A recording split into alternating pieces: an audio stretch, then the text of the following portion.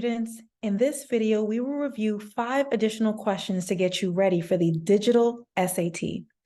Grab a notebook and pencil, and let's get started. The circle with center A and radius AB is inscribed in the square here. AB is extended to C. What is the ratio of AB to AC? Let's figure this out. So I drew these 2 additional line segments to help us visualize what's going on here in the problem. We can just use any number to assign to the sides of the square. So let's say each side of the square is about 4. If that's the case, we know that the full diagonal of the square, if we were to extend it, would be 4 root 2. Because this is a 1, 1 root 2 relationship. Just in case you're not sure what I'm saying, if we assign the sides of the square to be 4, we can use the Pythagorean theorem to find the missing side. So we have 4 squared plus 4 squared equals c squared, 16 plus 16 equals c squared, 32 equals c squared, and then we find the square root of both sides. So then we're going to simplify our radical into root 16 times root 2. So now we have c equals 4 root 2. So that's going to be the entire diagonal of the square. But when we split it in half, we will have 2 root 2 right here, right? This is going to be 2 root 2 and 2 root 2 over here as well. So that will be the length of AC. So line segment AC equals 2 root 2. Our next goal is to figure out the length of AB. AB is the radius of the circle. So I also draw this line segment right here, which is also a radius. And if you know the theorem that any radius that intersects with a tangent to a circle, it forms a 90-degree angle. So we know that since the side of the square is 4, we can split this in half to be 2 and 2. We also know that the distance from the center of the circle to the vertex of the square is 2 root 2. So that's going to be 2 root 2 right here. So we can kind of tell that this is also a 45, 45, 90 triangle. So it's going to be 2, 2, and 2 root 2. So we can tell that the radius of the circle is 2. Okay, so that means AB is 2. And the question is, what is the ratio of AB to AC? So we can set that up as a fraction. AB over AC equals 2 over 2 root 2. That gives us 1 over root 2, but then we have to rationalize the denominator. So we end up having root 2 over 2. So our final answer is choice D. In the accompanying figure, BD is a straight line. What's the value of A?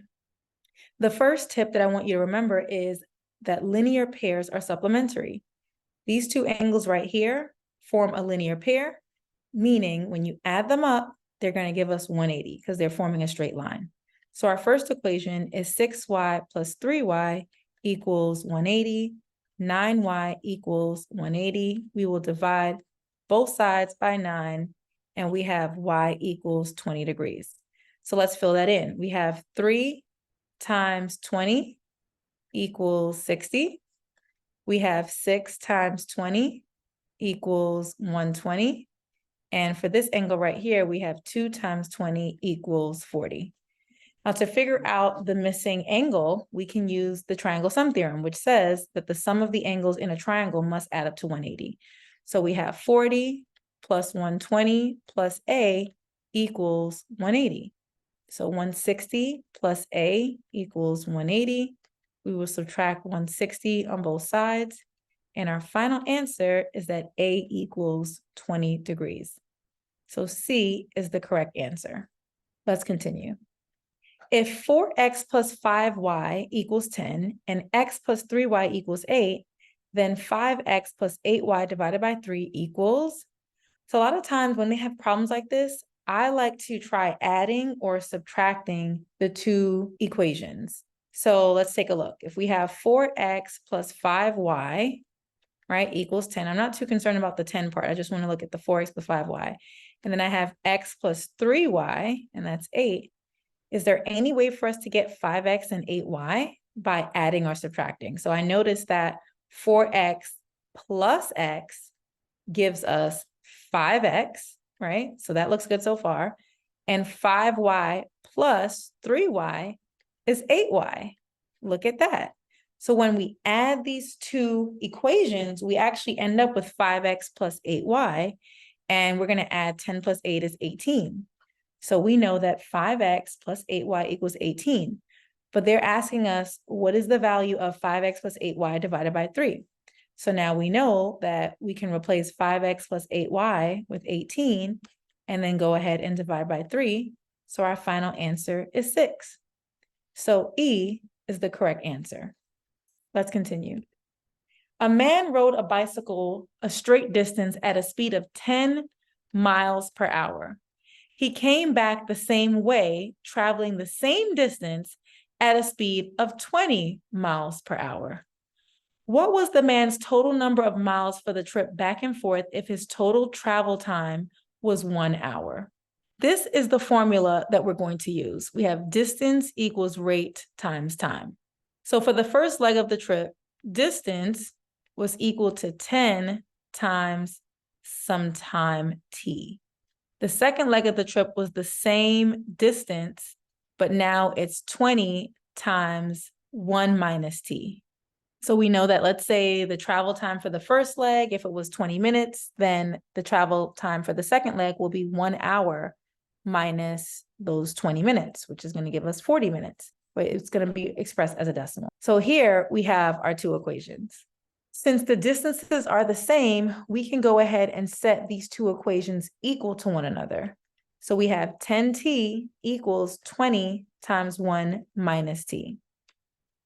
10t equals 20 minus 20t. I will move 20t over to the left by adding 20t to both sides. After moving 20t to the left by adding 20t to both sides, we're going to end up with 30t equals 20. So I'm going to continue over here because we're running out of some space. So we have 30t equals 20. Our final step is to divide both sides by 30. So the time for the first leg of the trip is going to be 20 over 30, which simplifies to 2/3 after we cancel out the zeros. And that's going to be 2/3 of an hour. That's the time for the first leg of the trip. The time for the second leg of the trip, like we said, is going to be 1 minus 2/3, which is going to be 1/3 of an hour. But let's take a look at what the question is asking. It says, what was the man's total number of miles? So we want to figure out the total distance. So in our first equation, we have d equals 10 times t. And we just determined that t is 2/3. So d is going to be 10 times 2/3, which is 20 over 3. But remember, he traveled this distance, which is 20 over 3 miles to go, and he also traveled 20 over 3 miles to come back.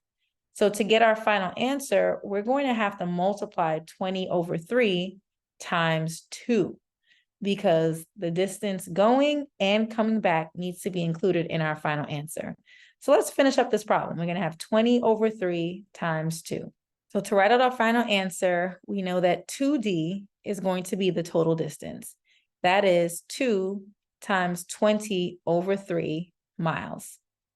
We end up with 2d equals 40 over 3 miles. And when we divide, we have 3 into 4 goes 1 time, remainder 1. 10 divided by 3 is 3. And the remainder is simply 1, and we keep the same denominator.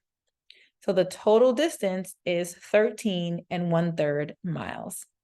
Now that was a doozy. Quite a few steps there, but I know that you can do it if you just lay out all of the steps, pay close attention to all the details, you'll surely get it correct. Let's continue.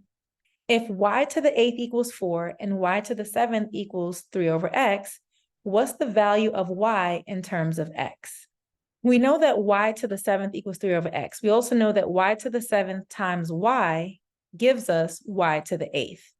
So that is the foundational piece of information that you need to solve this problem. And then we can substitute what we know. So we know that y to the 7th equals 3 over x. We also know that y to the 8th equals 4. And we know that we're going to multiply this quantity times y to get the value 4. The next step is to solve for y in terms of x. So we can go ahead and multiply both sides by the reciprocal here. We'll multiply by x over 3 and see what is left. The x's will cancel out, the 3's will cancel out, and now we have y equals 4x over 3. So the correct answer is choice A. If you learned something in this video, please go ahead and like, comment, share, and subscribe, and I'll see you in the next video. Toodles!